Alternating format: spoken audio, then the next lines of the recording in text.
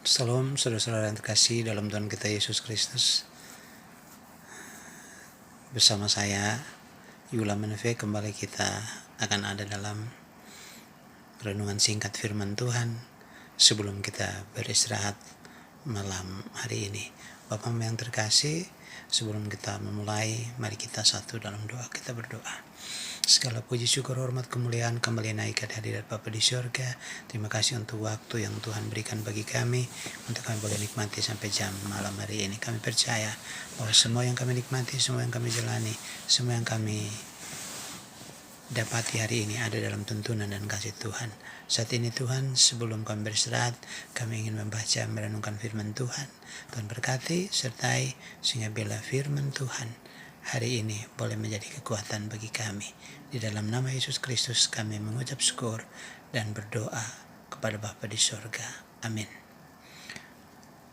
Salam Bapak Mama yang terkasih dalam Tuhan kita Yesus Kristus. Firman Tuhan bagi kita sekalian malam hari ini terambil di dalam kitab Habakuk pasal 2 ayat 3, berbunyi demikian. Sebab penglihatan itu masih menanti saatnya, tetapi ia bersegera menuju kesudahannya dengan tidak menipu. Apabila berlambat-lambat, nantikanlah itu, sebab itu sungguh-sungguh akan datang dan tidak akan bertangguh. Malam hari ini Bapak Mama semua yang terkasih dalam Tuhan kita Yesus Kristus, kita akan belajar satu tema kecil, butuh iman saat menantikan. Butuh iman saat menantikan. Iman untuk menantikan apa? Iman untuk menantikan apa maunya Tuhan. Iman untuk menantikan cita-cita.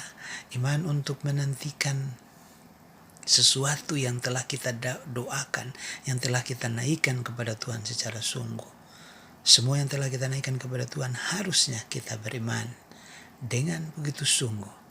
Karena firman Tuhan berkata, waktu Tuhan bukanlah waktu kita. Bapak yang terkasih dalam Tuhan kita Yesus Kristus, Alkitab menegaskan bahwa janji Tuhan itu adalah ya dan amin. Dan tidak ada janji yang tidak Tuhan tepati dalam hidup kita. Walaupun terkadang kita diizinkan untuk melalui berbagai proses penantian yang teramat panjang sampai janji tersebut digenapi olehnya. Terkadang untuk kita mendapati sesuatu yang terbaik daripada Tuhan, Tuhan selalu memakai berbagai macam cara untuk menguji kita, untuk memproses kita, sampai pada kita menikmati berkat daripada Tuhan. Karena ketika kita menikmati proses Tuhan, di situ kita akan lebih dekat kepadanya, dan kita akan selalu bersyukur ketika Tuhan telah menggenapi setiap doa yang kita naikkan kepadanya. Saat ini Bapak Mama sekalian yang terkasih, banyak orang Kristen tidak sabar dan dalam menantikan waktu Tuhan. Mereka seringkali bertindak secara tergesa-gesa, selalu ingin serba cepat, maunya instan dalam menyelesaikan masalah atau dalam mencapai keberhasilan. Kita mau segala sesuatu itu cepat, instan saja. Tidak mau menanti, tidak mau ada dalam proses. Ketahuilah bahwa Tuhan bekerja sesuai dengan waktunya sendiri, bukan waktunya kita. Dalam Pengkhotbah pasal 3 ayat 11, Ia menjadikan segala sesuatu indah pada waktunya. Ia menjadikan segala sesuatu indah pada waktunya. Karena waktu Tuhan bukan waktu kita, tetapi waktu Tuhan adalah waktu yang terbaik. Daniel ketika mendapat penglihatan dari Tuhan untuk bangsa Israel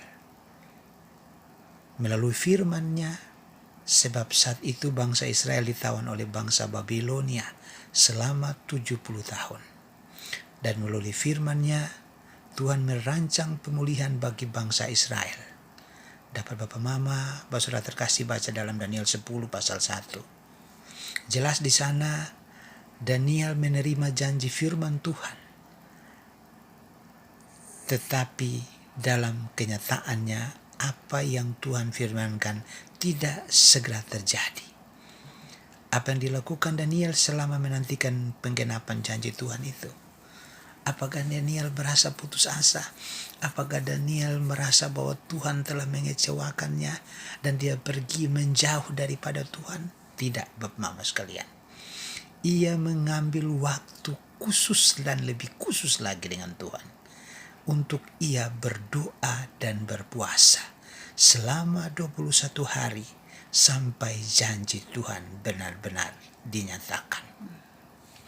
Jadi ketika kita ada persoalan, ketika kita ada masalah, jangan kita pernah jauh daripada Tuhan. Jangan kita melarikan diri daripada Tuhan. Tetapi kita harus lebih dekat lagi kepada Tuhan. Kita harus datang lagi kepada Tuhan. Kita membawa setiap pergumulan dan persoalan hidup kita. Kenapa? Kita tidak boleh sedikit pun jauh daripadanya. Karena Daniel menunjukkan kasih Allah luar biasa dalam hidupnya. Dia tidak berlari jauh daripada Tuhan, tapi dia mendekatkan diri kepada Tuhan dengan mengambil waktu khusus dengan Tuhan, berdoa dan berpuasa. Dan di situ Tuhan memberikan jawaban yang terbaik baginya. Sehingga dalam masa penantiannya, Daniel tidak bersikap pasif, tetapi semakin bertekun dalam Tuhan. Kita pun harus demikian. Ketika masa penantian kita terhadap setiap doa-doa yang kita naikkan terasa begitu lama, Tuhan tidak menjawab, Tuhan tidak mendengar dan seterusnya. Terkadang kita kecewa. Tetapi kembali saya mau katakan bahwa firman Tuhan menyatakan bahwa waktu Tuhan indah dan tepat pada waktunya. Saat kita berdoa dan membaca firman Tuhan, kita mendapat janji Tuhan tersebut. Namun janji itu tidak langsung digenapi oleh Tuhan di dalam hidup kita. Apa yang kita lakukan? Bukan semakin bertekun di dalam Tuhan, tetapi seringkali kita malah berhenti berdoa karena kita kecewa dan marah kepada Tuhan. Inilah karakter manusia, inilah karakter kita saat ini. Ketika doa kita tidak ditepati oleh Tuhan, ketika doa kita tidak didengar oleh Tuhan, kita merasa bahwa Tuhan tidak pedulikan kita lagi. Tetapi kita salah.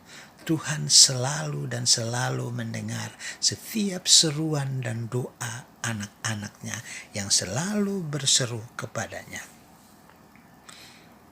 Ketika kita belum beroleh jawaban, di situ kita mulai meragukan Tuhan. Di situ kita mulai meragukan kuasa dan janji Tuhan. Firman Tuhan menasihati kita untuk berdoa dengan tidak jemu-jemu. Dalam Lukas 18 ayat 1. Mengajarkan kepada kita bahwa berdoa itu tidak harus stop 1 kali, 2 kali dan seterusnya. Tetapi firman Tuhan berkata bahwa kita harus berdoa dengan tidak jemu-jemu. Berdoa dengan tidak jemu-jemu berarti kita harus menghadirkan terus mesbah doa dalam keluarga kita. Kita harus menghadirkan terus Tuhan dalam kehidupan secara pribadi. Kenapa?